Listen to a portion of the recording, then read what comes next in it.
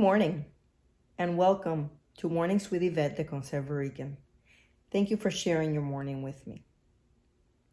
First, let me introduce myself. My name is Yvette, and I was born and raised in Luquillo, Puerto Rico. Luquillo is a small town located in the northeast coast of Puerto Rico. We have beautiful beaches and great people.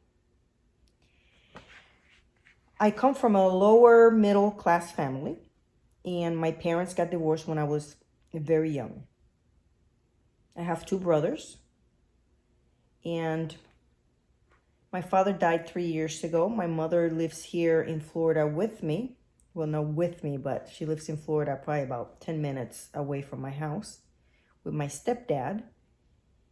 And the rest of my family, it's in Puerto Rico, so I go there quite often to visit.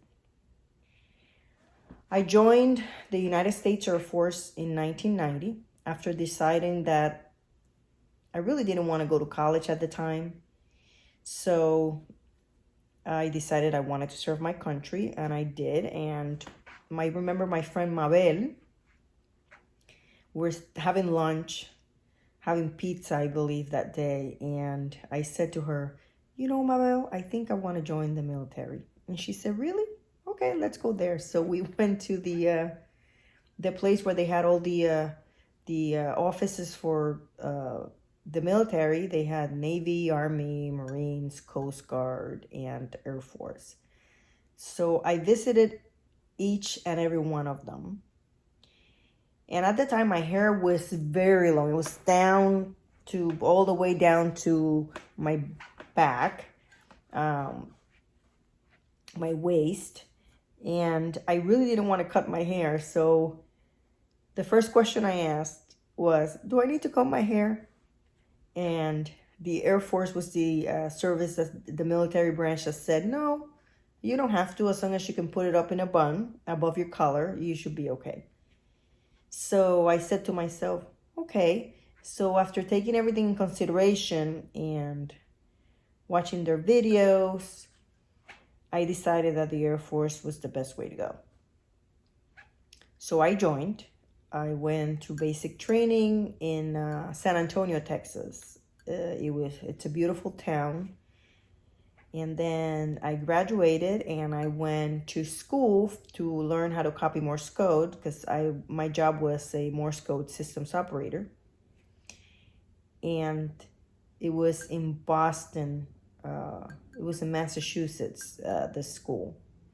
So I was there for about 6 months in an Army base. And let me tell you, I made great friends. I met great people, both in the training, basic training, and then in school. Then after that, I got stationed in England at a small Air Force base called RAF Chicksands. And it was located in the town of Hitchin.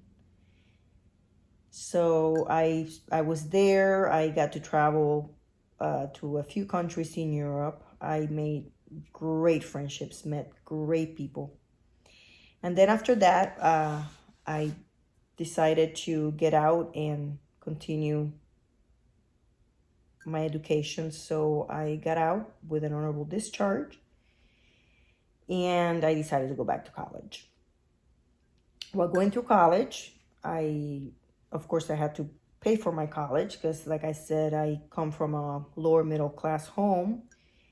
So I worked as a bartender at a place called Don's Lighthouse. And that was a place that was right outside the naval base. At the time, we had a Navy base in Puerto Rico. So I worked as a bartender there while I went to college. And that helped pay for my college. So I went to school during the day and worked at night. And after I graduated with a bachelor's degree in marketing, I decided to get a job. So it was getting difficult to get a job. Puerto Rico wasn't offering, giving me the opportunity to grow and do the things that I wanted to do. So I decided to move to the United States, and Florida seemed like a great option because of the weather, and it's close to Puerto Rico, so it would only be like 2.5 hours to fly there. So now the time came to decide where I was going. So usually we decide, Puerto Ricans mostly come to Orlando. That's where most of the Puerto Rican population is. And I had lived in Orlando like years before for a little bit, and I didn't think that was the right city for me. So my cousin Frank lives in Naples. So one time we're talking, and he said, "You know what? You can come to Naples, see if you like it, and maybe you get a job, and who knows?" And I said, "Well, you know what? Naples. I've never heard of Naples, and at the time there was really nothing there, nothing here." So I said to myself, "You know what? I'm gonna take a chance." I was single at the time, no kids, nothing to lose. So my father, bless his heart, and I know he's sitting next to the Lord, he said to me, even though he didn't have any money, he said to me, "You know what, daughter? Go get your dreams. Go try it. What's the worst that can happen?" So he borrowed $1,000 and he gave them to me. He said, "Here you go." So I came here with that money and a beat up car. It was a Chevy Cavalier, I remember. It was almost in its last legs, but I needed a car if I wanted to try to find a job. So I came here and I stayed with my cousin Frank, and I started looking for a job, and I finally got a job at the Vineyards. It's a big community here, and they hired me as their services coordinator, and I loved it. Dealing with people, I was in charge of making sure the residents of the community had all their services, their housekeeping, handyman, any issues that they had, they would call my office. So after that, I got a promotion, and I was promoted to the rental department. So that was a great opportunity. I took the promotion, and I enjoyed that very much. Then I met the man that it's my husband today. And when we got married, he said to me, "Well, why don't you come and work at the office, and let's grow the business together." So at the time we had he had a small landscape company.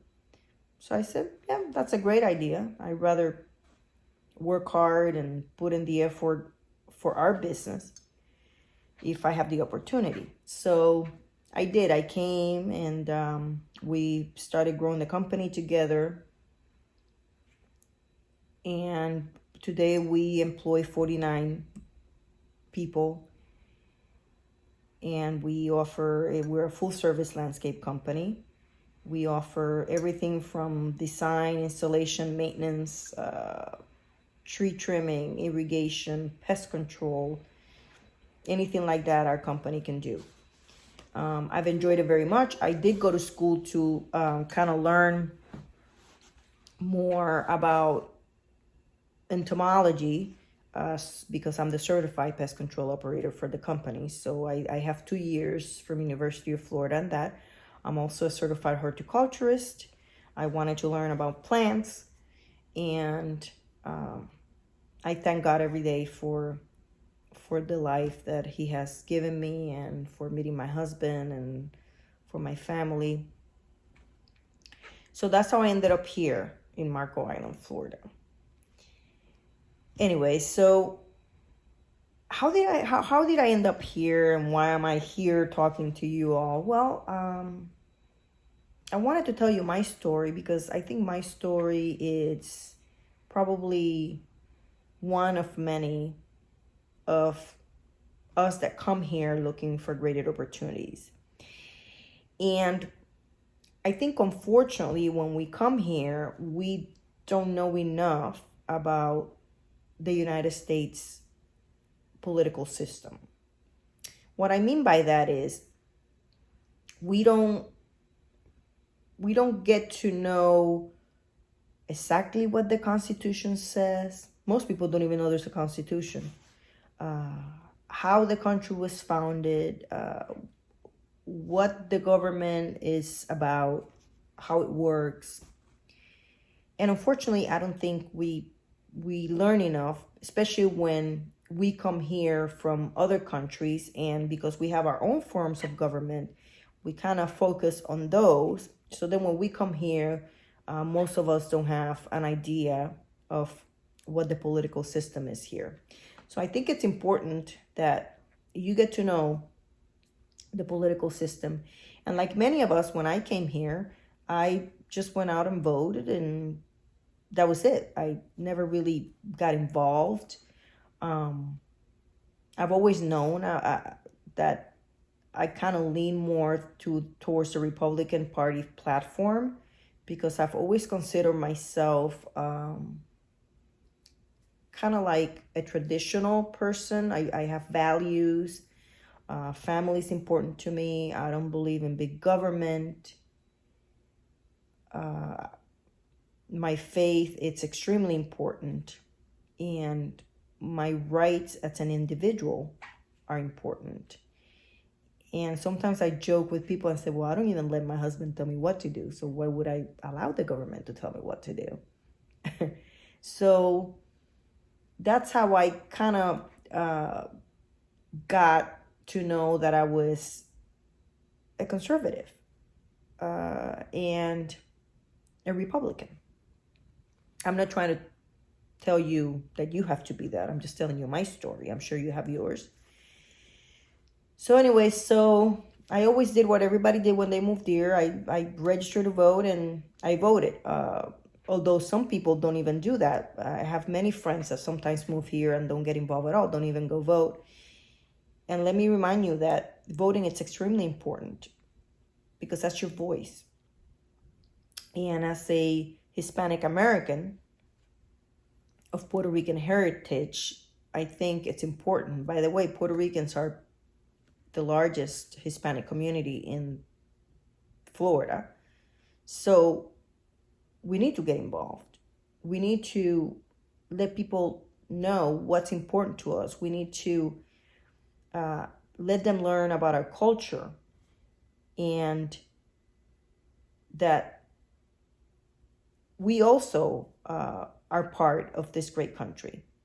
So it's important that you get involved. So we have a voice. So we have a voice, and we can get loud and be heard. So I got involved during the Kavanaugh hearings. That's actually when I really kind of something clicked. And I said, you know what? Voting is not enough. It's not enough to go out and vote. I got to get involved. And having two sons, which, by the way, I have a 14-year-old named Zachary and a 12-year-old named Daniel. I said to myself, you know what? I don't want my sons to go through something like Judge Kavanaugh went through. It's unfair. In this country, you are innocent until proven guilty. And this man was already convicted without even having a trial. I mean, just because somebody says that something happened doesn't mean it happened. I am a survivor of sexual assault. While I was going through college, I was assaulted by a friend. And I was one of the lucky ones that is able to get away without any other consequences. But I survived it. And the more I listened and watched the trial, the more I knew and that I needed to get involved, because it takes away from those of us that have been there. And it takes away from our truth. You just don't go accuse somebody for political reasons. You just don't. And as a survivor, I know some things just didn't click. And although everybody's different, I know that, in my opinion, I can tell you, I never forgot that day. Everything, it's clear. You don't remember everything, but there's certain details that, believe me, you never forget. You live with that for the rest of your life.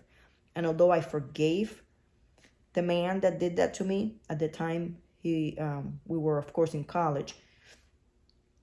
I forgave him a long time ago, because you can't live with that bitterness in your heart, but you never forget that day. So it's important that we know that just because somebody says something doesn't mean it's the truth. In this country, you're innocent until proven guilty. So that's what got me out of my house. And I said to myself, you know what? I need to do more. I need to get more involved. And because I believe in the Republican Party platform, I decided to get involved with the Republican Party. And because I am a conservative, I decided to get more involved with the Republican Party. So a lot of people ask me, what's a conservative? Why are you a conservative? What, a conservative, it's someone that believes in personal responsibility, limited government, free markets, individual liberties, traditional American values, and a strong national defense. All those things are important to me, because I believe the role of government should be to provide people the freedom necessary to pursue their own goals. And at the time, before I really knew that I was a conservative, everything else just didn't seem like it was me. But again, you need to go and educate yourselves. And what do you believe in? Know what you believe in. Know what each party it's all about. I'm not telling you to go one way or the other. I'm not here to convince you. I'm not here to talk about, why you should be a Republican or why you shouldn't be. I'm just here telling you my story. And I'm here to tell you that it's important that we educate ourselves, so we know what we're doing when we go vote. So we understand what each party stands for. Because only you can decide what's best for your family. Like, I know what's best for my family. I don't believe the government knows what's best for my family, because we're just numbers. It's all about this. They take our money, and that's it. That's all you are for them. My family is the most important thing in my life. And because of that emotional attachment, because we're blood, because it is the most sacred thing, I know what's best for them. And I don't think the government should choose for me. So I hope that you, by watching my program on Sundays, I can kind of give you an idea what this country was founded on, so you get a little bit more understanding on it. It's important that we get to read this. I have this little booklet. It's the Constitution of the United States. It's important that we learn it, because it tells you there what your rights are. And if you don't understand what your rights are, you don't know when the government is infringing on them. So one thing you always have to know, and the one thing I think it's most important, it's that you understand that the key to America is that God, not man, gave us our rights. So we hold these truths to be self-evident, that all men are created equal, that they are endowed by their Creator with certain unalienable rights, that among these are life, liberty, and the pursuit of happiness, that to secure these rights, governments are instituted among men, deriving their just powers from the consent of the governed, that whenever any form of government becomes destructive of these ends, it is the right of the people to alter or to abolish it and to institute new government. That is so important for you to read and understand. It says men are created equal because we start life from the same art of creation. But this doesn't mean that we're the same, or that we should be the same, or that we should obtain the same results from our actions. It is all up to you. It is all about what makes you happy. It is all about what you think is best for you and your family. What makes me happy might not be what makes you happy. Some people need more, some people need less. We're all unique. We're all unique, different, special. And we all create our own paths in lives. The government doesn't do that for you because they don't care about you. You care about you, and you care about your family. So it is important that you know what your rights are, who gave them to you, and that they're not negotiable. This is all important. I invite you to read our founding documents so that you understand what America is all about. That America is a nation and that we have rights as individuals. Thomas Jefferson said, and I quote, "Educate and inform the whole mass of the people. They are the only sure reliance for the preservation of our liberty." Remember, your vote is your voice, and the future of our country is in our hands. We're going through tough times right now, and I know we'll get through them, and we'll be stronger than ever when we go through them. We're going to go through them together. But it's important that we know that we live in the greatest country in the world, and this is because of our founding documents. So I invite you to keep America great. If you would like to talk about a particular subject, or you want to tell me your story so I can share it with others, you can email me at theconservarican@gmail.com. That's TheConservarican@gmail.com. Theconservarican@gmail.com. I will see you next Sunday, and until then, always stay true to yourself. Never give up on your dreams, even when nobody else believes in them but you. Thank you. God bless you. And God bless the United States of America. Have a wonderful day.